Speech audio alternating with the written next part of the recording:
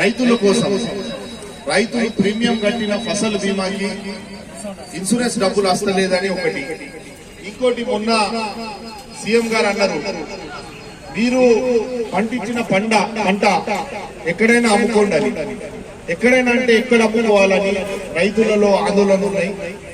దానికి TRS party BJP party ఒక్కటై మొన్నటిదాకా కేసీఆర్ గారు ఏమన్నారంటే ఆ 3 చట్టాలు బాగాలేదన్నారు. ఇప్పుడు ఢిల్లీ పోయి వచ్చి ఆ చట్టాలు బాగున్నది, మేము మద్దతు ఇస్తున్నాం, నాకు లక్షల రూపాయలు లాస్ అవుతుందని అన్నారు. ఇప్పుడు మీకు ఎక్కడ నచ్చితే అక్కడ పోయి అమ్ముకోమంటున్నాడు. అయితే ఢిల్లీలో ఉన్న రైతులు, మన పంజాబ్ లో ఉన్న రైతులు, హర్యానా ఉన్న రైతులు 35 రోజులైంది మరి ఢిల్లీ చుట్టూ బార్డర్ మీద ఉన్నారు.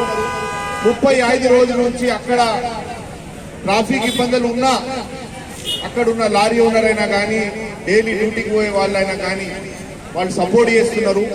మేము ఒకటే రిక్వెస్ట్ చేస్తున్నాం, అందరూ కొందరు రైతులు ఉన్నారు, కొందరు ఆదిలాబాద్ కి ఎమర్జెన్సీ పనికి వాళ్ళు ఉన్నారు, కొందరు అక్కడ డ్యూటీ చేసే వాళ్ళు ఉన్నారు. ఎవరైనా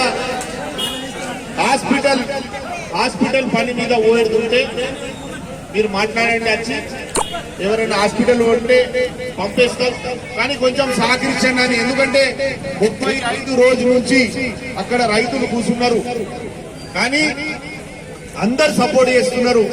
యాపలగూడ వాళ్ళు, రామయ్య వాళ్ళు, సాకాల వాళ్ళు, ఆదిలాబాద్ మండల్ ప్రజలకి నేను రిక్వెస్ట్ చేస్తున్నా, ఒక్క గంట లోపల ధర్నా అయిపోతుంది.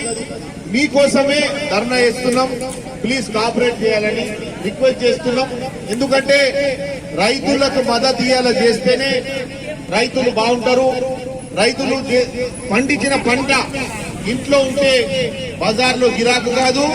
మన వాళ్ళు బయట దుకాణంలో పోయి ఆదిలాబాద్ వాళ్ళు పనిచేసిన వాళ్ళు అక్కడ దుకాణం కూడా బంద్ అవుతుంది.